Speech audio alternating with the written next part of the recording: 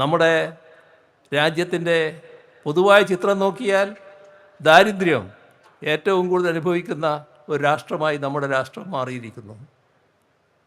ഏറ്റവും കൂടുതൽ ദരിദ്രർ ഇന്ത്യ രാജ്യത്തിനകത്താണുള്ളത്. ഇന്ത്യ രാജ്യത്തെ ലോകത്തിനൊരു പട്ടിക തയ്യാറാക്കിയാൽ അവസാന ഭാഗത്താണ് നമുക്ക് കാണാൻ കഴിയുക. അത് കഴിഞ്ഞാൽ ഏതാനും രാഷ്ട്രങ്ങൾ മാത്രമേ ഉള്ളൂ. അത്രമാത്രം കൊടും പട്ടിണി നമ്മുടെ രാജ്യത്ത് വിളയാടുകയാണ്. ഇവിടെ നമ്മുടെ ചുറ്റുപാടുമുള്ള സാഹചര്യമാണ് രാജ്യത്താകെയും ചിന്തിക്കരുത്.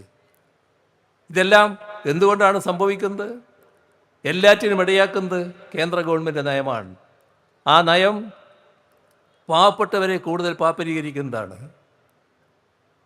അതിസമ്പന്നരെ കൂടുതൽ സമ്പന്നരാക്കുന്നതാണ്. കോർപ്പറേറ്റുകൾക്കാണ് എല്ലാ പിന്തുണയും, അതേസമയം പാവപ്പെട്ടവർക്കെതിരെയാണ്. കോർപ്പറേറ്റുകളുടെ വായ്പ, കോർപ്പറേറ്റുകൾ എടുത്ത വായ്പ, നാഷണലൈസ്ഡ് ബാങ്കുകളിൽ നിന്ന് എടുത്ത വായ്പ, അത്തരം വായ്പകൾ കൊടുക്കാൻ അവർ തയ്യാറാകുന്നില്ല, അടച്ചു തീർക്കാൻ തയ്യാറല്ല, കുടിശ്ശികയാകുന്നു.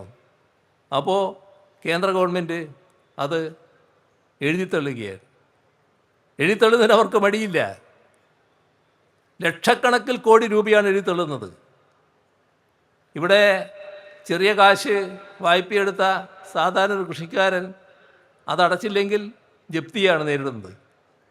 അവിടെയാണ് കോർപ്പറേറ്റുകളുടെ ലക്ഷക്കണക്കിൽ കോടി രൂപ കുടിശ്ശിക എഴുതിത്തള്ളാൻ കേന്ദ്ര ഗവൺമെൻറ് തയ്യാറാക്കുന്നത്.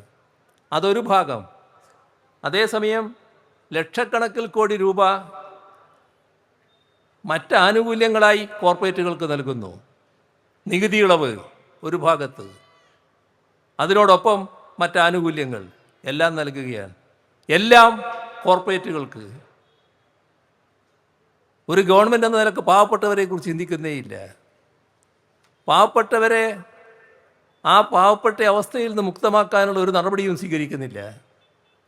അതിൻ്റെ ഭാഗമായി ജനങ്ങളാകെ വലിയ പ്രയാസത്തിൽ. ഇതാണ് രാജ്യത്തിൻ്റെ അവസ്ഥ. ഞങ്ങളെ ചോദ്യം ചെയ്യാൻ ആരുമില്ല എന്ന ഹുങ്കിലാണ് നരേന്ദ്രമോദിയുടെ ഗവൺമെൻറ് നടന്നത്. നേരത്തെ കർഷക പ്രക്ഷോഭത്തിൻ്റെ ഭാഗമായി ഒരു ഘട്ടത്തിൽ വലിയ ഇടപെടൽ നടന്നിരുന്നു. അന്ന് കേന്ദ്ര ഗവൺമെൻറ്റിനെ മുട്ടുകുത്തിക്കാൻ കഴിഞ്ഞിരുന്നു. പക്ഷേ പിന്നീടും ഇതേ ജനവിരുദ്ധ നയങ്ങൾ തന്നെയാണ് തുറന്നു വന്നത്. ആ നയം അതിശക്തമായി തുറന്നു വരുമ്പോഴാണ് ഈ അടുത്ത കാലത്ത് ഇവിടെ പറഞ്ഞ ജന്തർ മന്ദറിലെ യുവജന പ്രതിഷേധം, പ്രക്ഷോഭം ഉയർന്നു വരുന്നത്. ആ പ്രക്ഷോഭം രാജ്യത്തിൻ്റെ മുന്നിൽ ഒരു ആശാദീപമായി നിൽക്കുകയാണ്. നമ്മുടെ രാജ്യത്തെ യുവത എങ്ങനെയെല്ലാം ഇടപെടുമെന്ന് ആ പ്രക്ഷോഭത്തിലൂടെ തെളിയിക്കാൻ കഴിഞ്ഞു. ആ പ്രക്ഷോഭത്തിൻ്റെ ഏറ്റവും വലിയ പ്രത്യേകത നമ്മുടെ ഇടതുപക്ഷ യുവജന വിദ്യാർത്ഥി സംഘടനകൾ അതിൽ ഫലപ്രദമായി ഇടപെട്ടു എന്നുള്ളത് തന്നെയാണ്. അവിടെയും ഒരു പ്രത്യേകത ശ്രദ്ധിക്കണം. ആദ്യഘട്ടത്തിൽ ആ പ്രക്ഷോഭം നടക്കുമ്പോൾ ആ പ്രക്ഷോഭത്തെ തള്ളിപ്പറയാനായിരുന്നു കോൺഗ്രസ്സിന് താല്പര്യം. പരസ്യമായി തള്ളിപ്പറഞ്ഞു. പിന്നീട് പ്രക്ഷോഭം അതിശക്തമായി. എല്ലാവരുടെയും പിന്തുണയോടെ ആ പ്രക്ഷോഭം കൂടുതൽ ശക്തമായി. ഇടതുപക്ഷ യുവജന വിദ്യാർത്ഥി സംഘടനകളെല്ലാം അതിശക്തമായി അതിൻ്റെ ഭാഗമായി മാറി. രാജ്യം മുഴുവൻ അതിൻ്റെ ഭാഗമാകുന്നുവെന്ന് കണ്ടപ്പോഴാണ് അവർ ഇതിനെ അനുകൂലിച്ച് വരാൻ തയ്യാറായത്. ആ തയ്യാറായത് നല്ല കാര്യം തന്നെ, അതിനെ നമ്മൾ തള്ളിപ്പറയുന്നില്ല.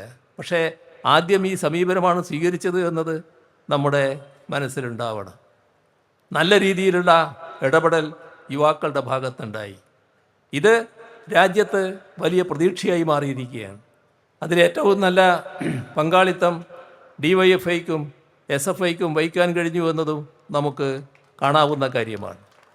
അത്തരം പോരാട്ടങ്ങൾ ഇനിയും നമ്മുടെ രാജ്യത്ത് ശക്തിപ്പെടുത്തേണ്ടതായിട്ടുണ്ട്.